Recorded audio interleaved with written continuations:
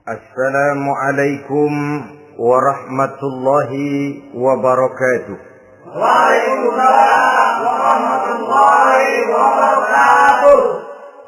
Bismillahirrahmanirrahim. Alhamdulillahi rabbil alamin. Wassalatu wassalamu ala ashrafil mursalin, imamil muttaqin, sayyidil ghurril muhajjalin, wa ala alihi wa ashabihil mujahidin at-tahirin, amma ba'du. Saudara-saudara kaum muslimin rahimakumullah. Satu hari ketika seorang ulama besar bernama Al-Imam Al-Faqih Abu Lais tengah berjalan-jalan di dekat kota Basrah, berkelumpulah sekelompok orang di dekat beliau. Mereka datang mengajukan satu pertanyaan.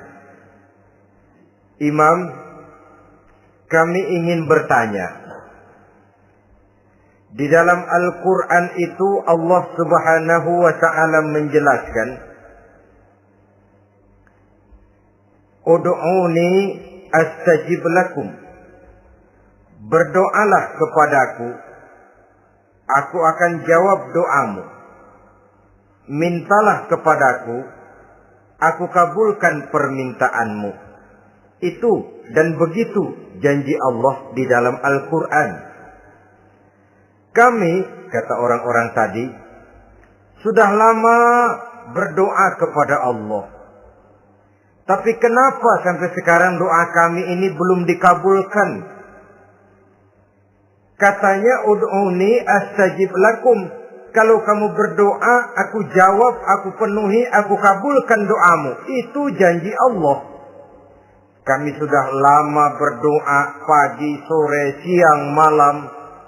Nyatanya sampai sekarang doa kami belum dikabulkan. Ini bagaimana? Apa ayat Quran salah?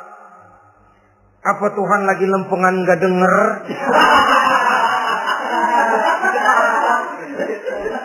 Apa doa kami yang terbalik? Kelihatannya sepele saja ini.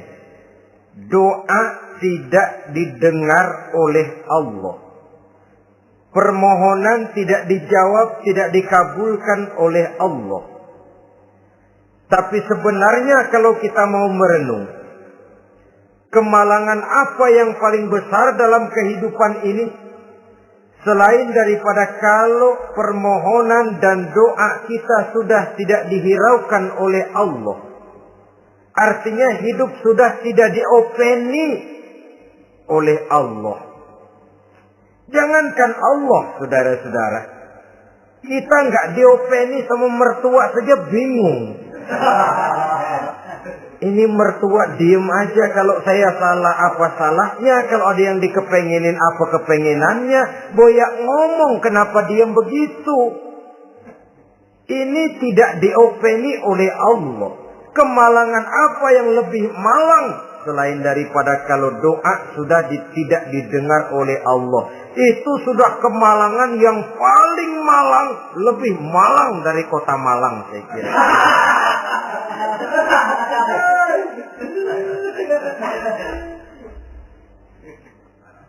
Menghadapi pertanyaan ini, Imam Al-Faqih Abu Lais senyum. Lalu beliau berkata, tuan-tuan, tahu kenapa doa tuan-tuan tidak dijawab? Permohonan tidak dikabulkan? Allah sudah tidak memperdulikan tuan-tuan ini? Kami tidak tahu, Imam, maka kami bertanya. Begini, hati tuan-tuan itu mati. Dari hati yang mati, channel tidak nyambung kepada Allah. Dari channel yang putus tidak ada getaran strom. Bagaimana akan timbul gejala? Hatimu mati, jadi pantas kalau doa tidak dikabulkan, permohonan tidak dipenuhi, doa tidak terjawab, hatimu mati. Saudara-saudara kaum muslimin, dari hati yang mati ini, getaran tidak akan sampai ke hadratullah azza wa jalla. Nah, ini juga satu penyakit yang kita sangat khawatirkan, yaitu apabila hati kita sudah mati selagi jasad masih hidup. Artinya, jadilah kita bangkai berjalan di hadapan Allah Subhanahu wa ta'ala. Sementara kita sangat disibukkan dengan menggali berbagai macam jenis obat penangkal penyakit zahir. Dan kita kurang perhatian untuk mencari obat penangkal penyakit batin yang kalau diserang penyakitnya menghancurkan kehidupan abadi di akhirat nanti. Perkembangan ilmu kedokteran nyata benar diikuti dengan perkembangan jenis-jenis penyakit. Makin maju ilmu kedokteran, makin modern penyakit. Ngerti juga rupanya itu penyakit. Dulu kita tidak kenal yang namanya AIDS. Kita tidak tahu yang namanya liver. Kita tidak kenal yang namanya stres. Paling yang banyak Zika, masuk angin, dan sebagainya. Tapi baiklah, penyakit-penyakit batin yang menyebabkan hati menjadi mati, dan dari hati yang mati, doa tidak naik, tidak didengarkan oleh Allah Subhanahu wa ta'ala. Nah, kata orang-orang tadi, yang menyebabkan hati kami mati ini apa, Imam? Beliau menjawab, pertama, araftumullaha wa lam tu'tuhu haqqahu. Yang menyebabkan hatimu jadi mati, pertama, kamu kenal benar kepada Allah, tapi haknya untuk disembah, kewajibanmu untuk menyembah, tidak pernah kamu laksanakan. Bagaimana Allah tidak akan jauh dari kita kalau kita tidak akan mengadakan pendekatan kepadanya. Dan pendekatan kepada Allah hanya bisa kita tempuh melalui jalur kegiatan ritual ibadah. Allah akan terlalu jauh apabila kita hanya membicarakannya lewat filsafat dan renungan yang mendalam. Tapi Allah akan dekat dan terasa hadir dalam hidup apabila kita dekati Ia dengan pelaksanaan ibadah kepadanya. Kamu kenal Allah, tapi hakmu untuk menyembah, kewajibanmu untuk menyembah, haknya untuk disembah, tidak pernah kamu laksanakan. Kalau soal Allah, kita kenal bukan main. Bahkan tidak hanya kita mengajarkan kenal juga kepada anak-anak kita. Kalau ditanya siapa pencipta matahari, bulan, dan bintang? Allah. Siapa pencipta lautan, gunung, hutan belantara, dan sungai-sungai? Allah. Siapa pencipta bumi, matahari, dan sebagainya? Allah. Sembahyang apa enggak? Bagaimana nanti?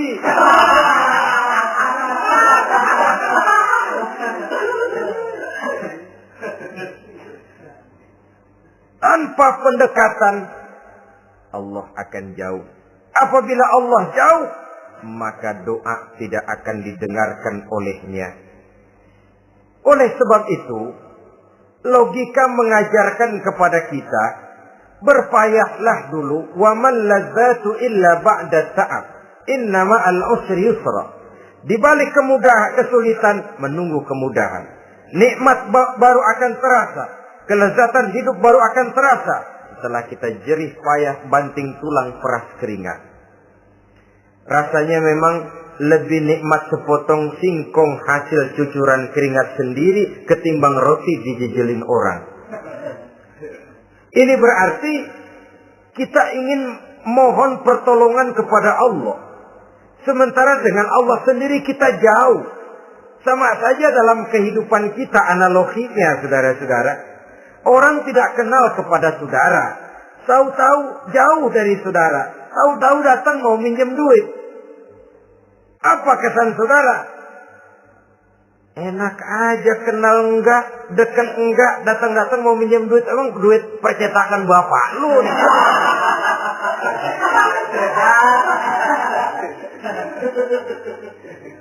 Sedangkan yang kita kenal, sedangkan yang kita bertemu tiap hari, Sedangkan yang sering datang ke tempat kita, kalau satu saat dia pinjam duit, toh kita kadang-kadang masih mikir. Apalagi datang nggak pernah, berkunjung nggak pernah, ngobrol nggak pernah. Apalagi kenal juga nggak pernah, datang-datang mau minta. Macam apa? Datang nemuin Tuhan setahun 2 kali.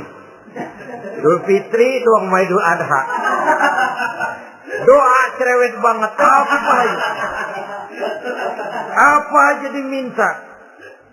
Saudara hadirin, bagaimana doa akan kabul, permohonan akan dijawab. Jikalau kita jauh dari Allah, kita kenal Allah, haknya untuk disembah, kewajibannya untuk menyembah, tidak pernah kita laksanakan. Itu yang menyebabkan hati kita lalu menjadi mati. Padahal mengenal Allah, setelah mengenalnya, mengadakan pendekatan kepadanya melalui ritual ibadah yang dicontohkan oleh Rasulullah Sallallahu Alaihi Wasallam. Ini hal pertama yang menyebabkan hati jadi mati. Kamu terlalu kenal Allah, tapi tidak pernah menyembah kepadanya. Sama aja orang kerja kagak, habis bulan mau minta gaji. Kita jitak kepalanya. Macam apa? Kerja enggak, tahu-tahu datang mau minta gaji. Kerja dulu yang baik, habis bulan baru. Enggak diminta pun memang sudah ada jatahnya. Ibadah dulu kita kepada Allah. Soal Allah memberikan karunia kepada kita, itu hak Allah. Apabila kita dekat dengannya, ibadah yang kita laksanakan benar, karunia itu akan datang kepada kita. Saudara-saudara, yang kedua yang menyebabkan hati jadi mati, qara'tumul Qur'an walam ta'malu bih. Kamu baca Al-Quran, tapi ajarannya tidak pernah kamu amalkan. Kamu baca Quran, tapi isinya kamu injak-injak. Sehingga ada peringatan dari Rasul Sallallahu Alaihi Wasallam. Beliau bersabda, "Iza azzamat ummatid dunya, wa fi riwayatin dinaran wa dirhaman, nuzi'at minha haibatul Islam. Wa iza turikatil amru bil ma'rufi wan nahyu 'anil munkari, hurimat 'alaihim barakatul wahyi. Wa iza tasabat ummati, saqatat min 'ainillah." 3 peringatan keras, tapi yang merupakan gejala penyakit kita umat Islam, diperingatkan oleh Nabi kita. Pertama, iza azzamat ummatid dunya. Apabila umatku telah terlalu mengagung-agungkan dunia. Apabila umatku telah jatuh menjadi umat yang materialistis. Segalanya diukur dari sudut keduniaan saja. Nuzi'at minha haibatul Islam. Maka akan dicabutlah dari mereka kehebatan agama Islam. Hilang kehebatan Islam apabila kita jatuh menjadi umat pengagung dunia, penyembah materi. Nilai kita, keberadaan kita tidak dihargai orang lain. Orang memandang kita remeh saja. Orang Islam gak ada apa-apanya, bayar aja. Bisa dibeli, bisa diatur, bisa dikerjain, garap saja. Nuzi'at minha haibatul Islam, hilang dari mereka kehebatan Islam ini. Kenapa? Mereka telah mengagungkan dunia dan menjadikannya sebagai tujuan. Padahal dunia cuma alat, materi cuma alat, harta cuma alat. Yang kedua, wa iza turikatil amru bil ma'rufi wan nahyu 'anil munkari, hurimat 'alaihim barakatul wahyi. Apabila telah ditinggalkan amar ma'ruf dan nahi munkar, maka hilanglah keberkahan wahyu. Ini yang ada hubungannya dengan masalah kita. Kita baca Quran, kita tidak amalkan isinya. Bagaimana hati tidak jadi mati? Amar ma'ruf dan nahi munkar ditinggalkan orang, hilang keberkahan wahyu. Pada saat itu boleh jadi Quran ada, tapi cuma tinggal tulisan saja. Islam ada, cuma tinggal sekedar nama saja. Diseminarkan, disimposiumkan, dimuktamarkan, tapi tidak dijabarkan dalam kehidupan sehari-hari. Apabila amar ma'ruf dan nahi munkar telah ditinggalkan orang, hilang keberkahan Quran. Akibatnya apa? Apabila amar ma'ruf tidak lagi digalakkan orang, nahi munkar tidak dilaksanakan orang, lalu orang menilai sesuatu menurut seleranya sendiri. Mana yang ma'ruf, mana yang munkar, tidak ada lagi patokan utama. Kalau baik kata otaknya, dia kerjakan. Tidak baik menurut otaknya, dia tinggalkan. Agamanya adalah otak, berhalanya adalah akal. Akhirnya umat kehilangan pedoman. Tidak lagi jelas mana batas yang ma'ruf, mana batas yang munkar.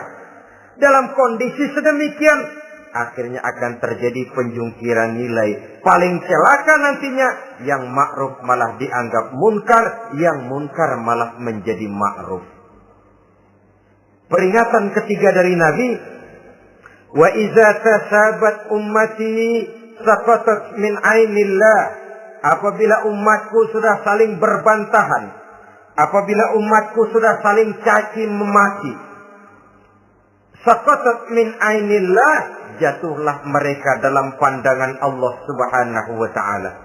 Hilang wibawa umat yang sudah saling mencaci maki, saling menjatuhkan, saling gasak, gesek, gosok. Justru agama menganjurkan kita ini saling asah, asih, asuh. Kadang yang kita praktekkan, kita ini saling gasak. Yang kedua, saling gesek. Yang ketiga, saling gosok. Gasak, gesek, gosok. Kacau kita ini. Saling gasak, menjegal kawan seiring, menggunting dalam lipatan. Saling gosok, fitnah sana, fitnah sini. Saling gesek, sikut kiri, sikut kanan. Tidak perlu orang lain luka dan sebagainya. Yang penting dia bisa nangkring. Jatuh kita dalam pandangan Allah apabila umat sudah saling mencaci maki. Maka kita kembali kepada persoalan hal kedua yang menyebabkan hati jadi mati, qara'tumul Qur'an wa lam ta'malu bih. Kita baca Al-Qur'an tapi ajarannya nyaris tidak kita amalkan di dalam kehidupan kita. Akibatnya hati lalu jadi mati. Itu yang kedua. Yang ketiga yang menyebabkan hati jadi mati dan doa tidak terjawab, idda'aitum annakum min ummati Muhammadin sallallahu alaihi wasallam wa lam ta'malu bi sunnatihi. Kamu mengaku, kamu memproklamirkan diri sebagai umatnya Nabi Muhammad, tapi sunnahnya tidak pernah kamu amalkan. Malahan perkembangan paling akhir bukan saja tidak mau mengamalkan sunnah, malah mengingkari sunnah. Inna lillahi wa inna ilaihi raji'un. Oh, Nabi Muhammad itu manusia biasa seperti kita. Sebagai manusia dia bisa salah. Dan ternyata hadis banyak yang palsu. Yang otentik cuma Quran. Selebihnya adalah sejarah. Tidak ada itu sunnah. Langsung saja kepada Quran. Oh, hadis itu bukan sumber hukum. Oh, tidak perlu mengamalkan sunnah. Saudara-saudara kaum muslimin, mengaku kita umat Nabi, tapi sunnahnya kita campakkan. Tidak kita amalkan. Setelah tidak kita amalkan, kita campakkan. Setelah kita campakkan, kita ingkari pula. Inna lillahi wa inna ilaihi raji'un. Bagaimana hati tidak jadi mati? Kalau siang malam kita memproklamirkan diri sebagai umat Nabi Muhammad, sementara sunnahnya kita campakkan, kita abaikan, dan kita ingkari dia. Sunnah itu. Padahal, jikalau sekarang kita mengenal Islam, jikalau kita sekarang ngerti halal haram, tahu hak batil, bisa memilah dan memilih antara yang ma'ruf dengan yang munkar, itu utamanya adalah karena jasa Nabi Muhammad sallallahu alaihi wasallam. Yang dari generasi ke generasi dilanjutkan oleh para sahabat, oleh tabi'in, oleh tabi'in, terus oleh para ulama-ulama sampai kepada kita sekarang ini. Walaupun beliau hanya berfungsi sebagai penyampai, tapi kepribadiannya dijadikan model oleh Allah Subhanahu wa taala di dalam kita melaksanakan kehidupan beragama. Bahwa beliau manusia seperti kita, memang dalam arti unsur biologisnya ya manusia, punya darah, punya daging, punya hati, punya perasaan, bisa sedih, bisa gembira. Tetapi beliau itu termasuk basyarun la kal basyar, manusia yang tidak seperti manusia pada umumnya, punya spesifik. Dan itu wajar sebagai seorang Rasul pilihan Allah, apalagi merupakan Rasul pilihan dari sekian puluh pilihan. Bahwa jamrud itu batu memang, tapi nilainya kan berbeda dengan batu kolar. Satu truk batu kolar dengan barangkali segenggam batu jamrud, nilainya tentu jauh lebih mahal batu jamrud.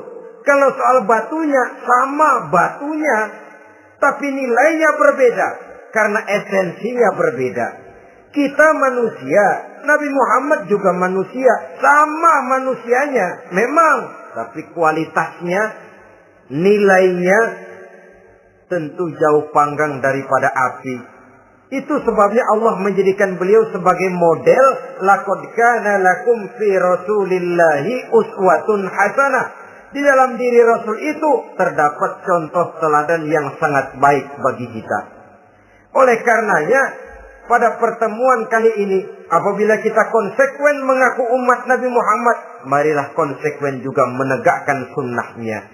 3. Yang keempat, yang menyebabkan hati jadi mati dan doa tidak terjawab, akaltum ni'mata rabbikum walam tashkurulah.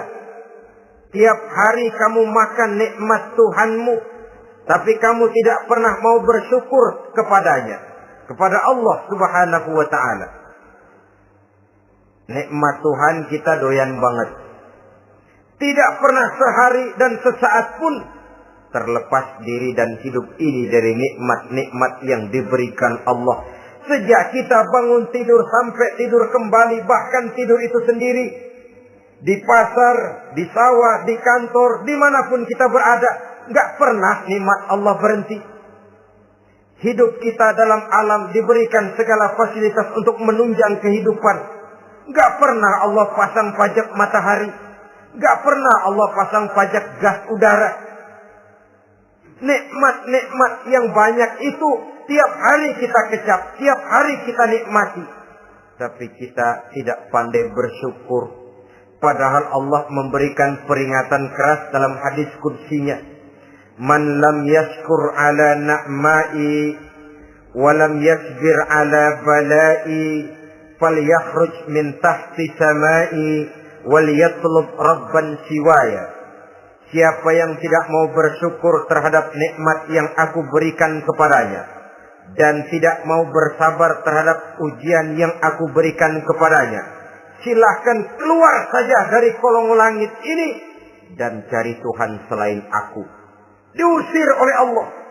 Kalau orang tidak mau bersyukur terhadap nikmat yang aku berikan, dan tidak mau bersabar terhadap ujian yang aku timpakan, keluar dari kolong langitku, keluar.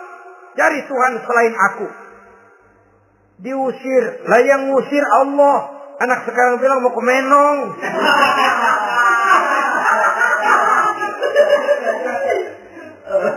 Kalau diusir kita dari Jakarta, masih bisa pindah ke Bandung.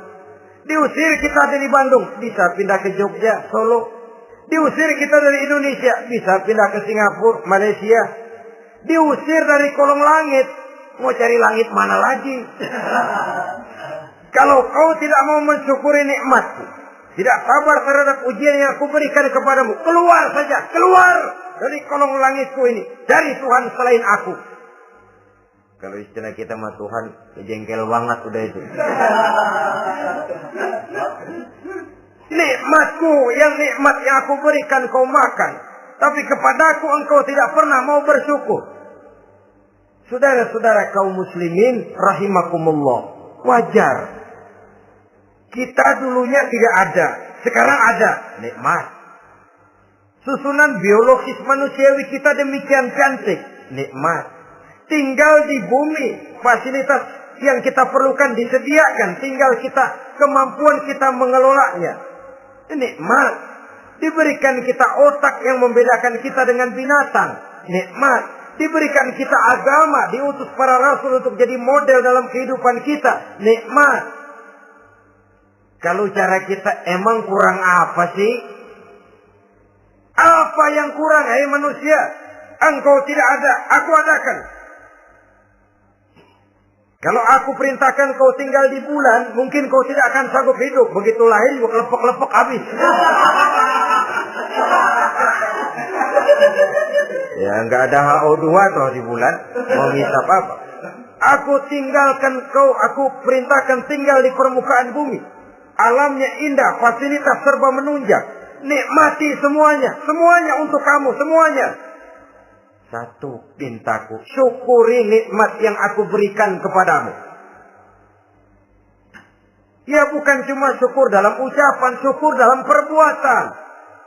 Banyak nikmat yang diterima, makin banyak dia sujud, makin banyak dia ruku, makin banyak dia mengadakan pendekatan kepada Allah. Syukur dalam artian berupa tindakan dan perbuatan, mempergunakan nikmat sesuai dengan kehendak yang memberikan nikmat itu sendiri kepada kita.